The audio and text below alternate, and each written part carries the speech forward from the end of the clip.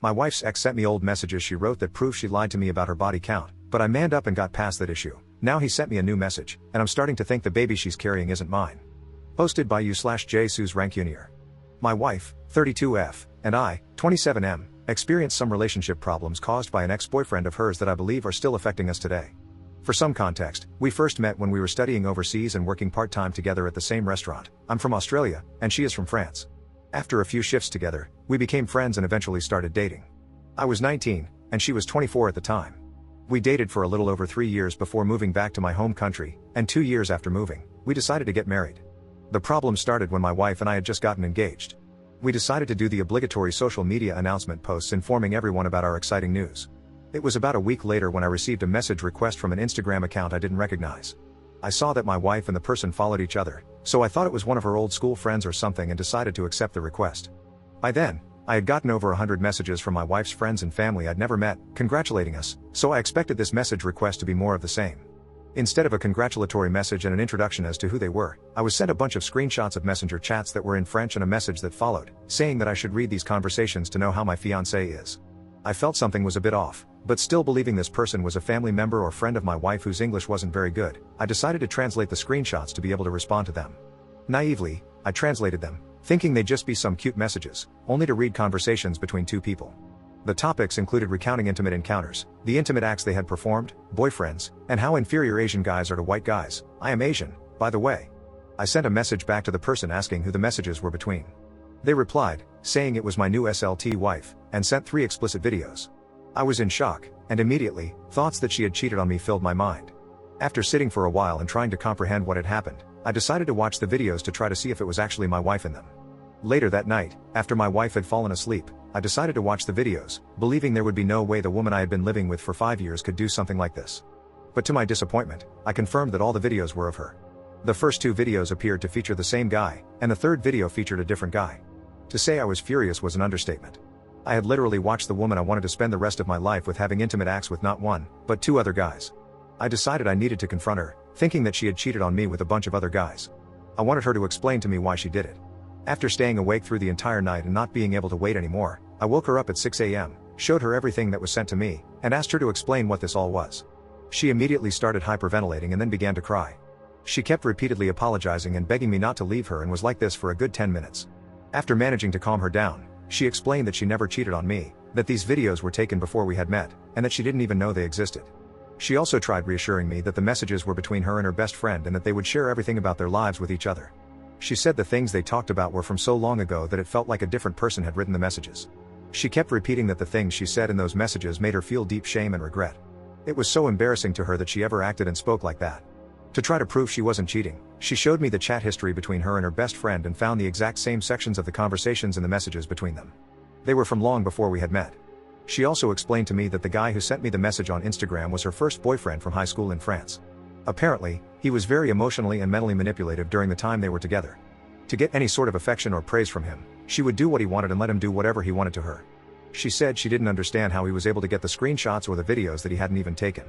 We eventually came to the conclusion that he had hacked into her account somehow. She said the 2 guys in the videos were short-term Korean boyfriends from when she first moved overseas. To say I was relieved was an understatement, but I still felt disgusted when I looked at my wife. Over the next few months, I tried pretending that everything was okay, but I couldn't get over what I had seen. She was a completely different woman in my eyes. I know body count shouldn't matter, but reading the messages about how many guys she'd slept with really bugged the crap out of me. We had told each other our body counts in the past, and I wasn't bothered by it at all. She literally could have told me any number, and I think I would have been fine with it as long as it was the truth. But now that I know not only did she lie about the number of men she'd been with, but the fact that half of those men were guys I knew quite well and considered friends destroyed me. I eventually told her how I felt when she blew up at me one day for not wanting to have bedroom intimacy with her. She started crying again and asked if we should cancel the wedding. I said we should consider it but not act on anything yet, hoping the way I was feeling was just a phase and that I would eventually get over it. The last thing I wanted was for my friends and family to ask why we weren't getting married anymore and for me to have to explain the things that had happened. We agreed to go to couples counseling together with the goal of fixing our relationship and getting married on the date we had set before that happened. We found couples counseling to be very helpful, and one of the best things we both liked about our sessions was that we were able to verbally express what we were feeling and literally have it translated perfectly into a cohesive explanation by our counselor.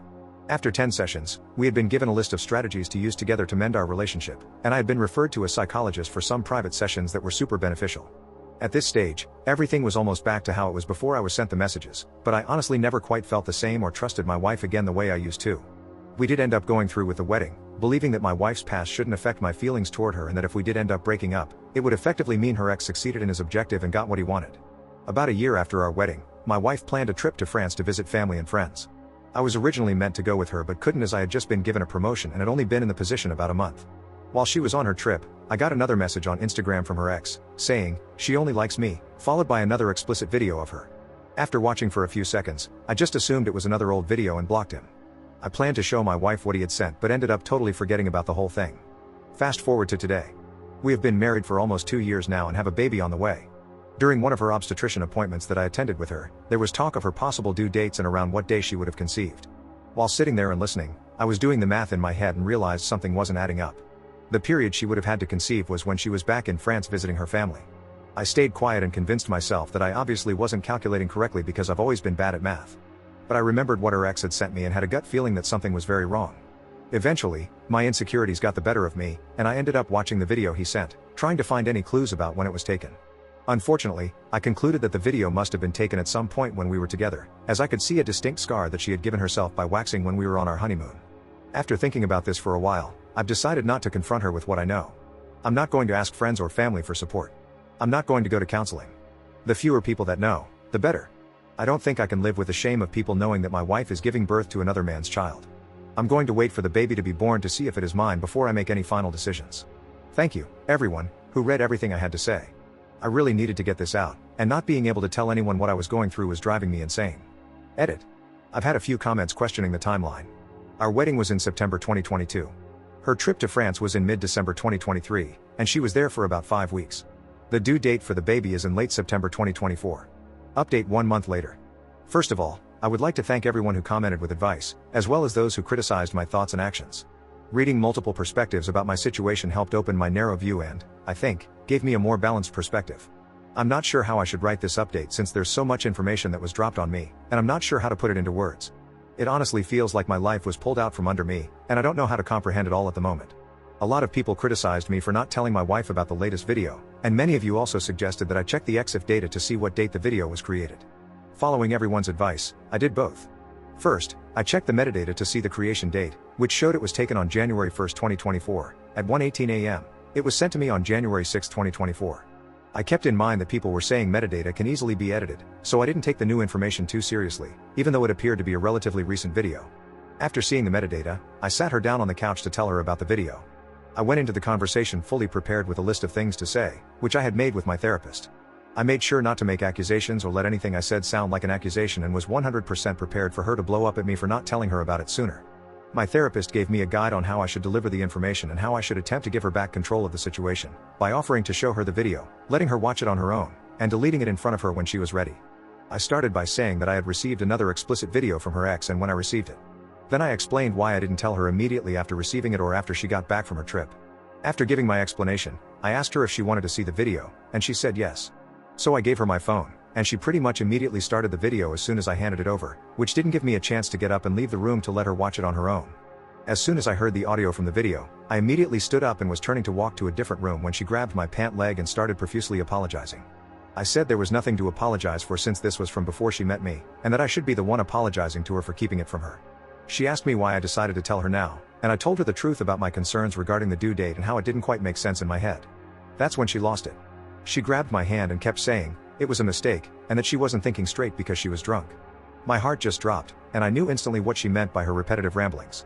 I told her to tell me exactly what happened or I'd leave immediately. Long story short, she cheated on me when she went on her trip to France with her ex, the one who was sending me the screenshots and videos. They ended up hooking up after catching up at a New Year's Eve party they both attended. They're from a small town in central France with a population of only a few thousand.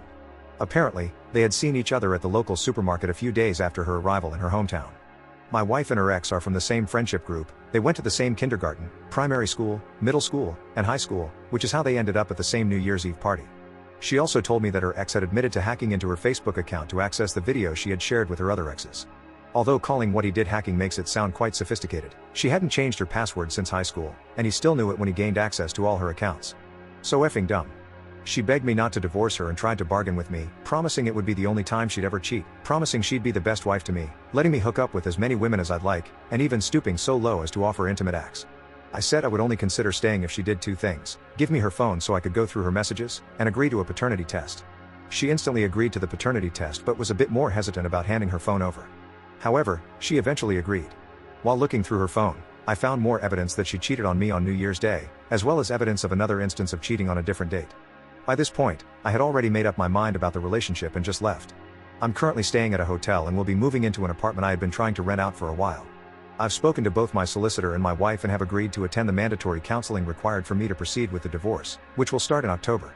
We've also agreed to get the paternity test done after the baby is born, and I bought plane tickets for my in-laws to come to Australia earlier than originally planned so they can look after their daughter. Second update 3 months later. It's been quite a while since my last post, and over the last month, I've had so many people asking for an update on my life, specifically about the results of the paternity test. A lot has changed since my last update, especially regarding the living arrangements with my wife. I can happily say that I am the father. I was with my wife in the hospital birthing suite when my son was born and stayed with her for the 5 days in the maternity ward. We got a paternity test, even though I was fairly sure he was mine when he was born. He looks like a bigger-eyed version of me as a newborn. About a week after getting the swabs done, the positive parentage results came back. Before my son was born, my wife and I had been living separately, with our only interactions being her sending me daily messages wishing me well and saying goodnight. After my son was born, we were still living apart, but I would go over every day to help feed and change him. We still had minimal interactions and would only really talk to each other once a week during our mandatory marriage counseling sessions, which we had to attend to file for a divorce. We saw psychologists from 2 different clinics, and I felt like both were trying to gaslight me into thinking I was being unreasonable for wanting to divorce my cheating wife. One of them even said that I shouldn't expect a modern marriage to be completely monogamous in this day and age. The first sessions of counseling at the first clinic seemed pretty standard, a lot of talking about how we felt, with the counselor providing prompts to help us communicate. If the sessions had continued like that, it would have been fine. However, when the counselor suggested we should accept the idea of bringing other people into the bedroom to better understand and connect with one another, I started looking for a different psychologist. The second psychologist we saw spent 2 sessions trying to convince me that it's normal for married couples to have bedroom intimacy with people outside the marriage and that it would be selfish of me to make the baby grow up without a father figure at home, even if he wasn't mine. This was before we got the paternity test results back. From that moment on, I decided there was no point in continuing marriage counseling. I told my wife I'd put the divorce proceedings on hold only if she agreed to sign a postnup, which she immediately signed as soon as I presented it. My plan is to wait a year before filing for divorce without any restrictions or the mandatory marriage counseling. At least now my assets are somewhat protected. Currently, I have moved back in with my wife, but we are still sleeping in separate rooms. I decided to move back in to make it easier for me to spend time with my son and also to be available to look after him when my wife and her parents need a break. After being with him for what is now almost a month, I've decided to be physically present in my son's life and help raise him. I believe it's my duty as his biological father to give him the best life possible, no matter the discomfort I feel in having to interact with his mother. What I'm trying to figure out now is how this will be possible after the divorce and how it will impact his emotional and mental development. Are there other people out there who are raising their children this way, and if so, how are you coping with the arrangement? Thank you to everyone who is concerned about my love life, but nothing is happening. I haven't thought about dating or anything else since finding out about my wife's cheating. Edit. I'm still going to get a divorce. I'm just waiting until the courts allow me to file without mandatory marriage counseling. I've also made my wife sign a postnuptial agreement so I can protect as much of my assets as possible when we divorce.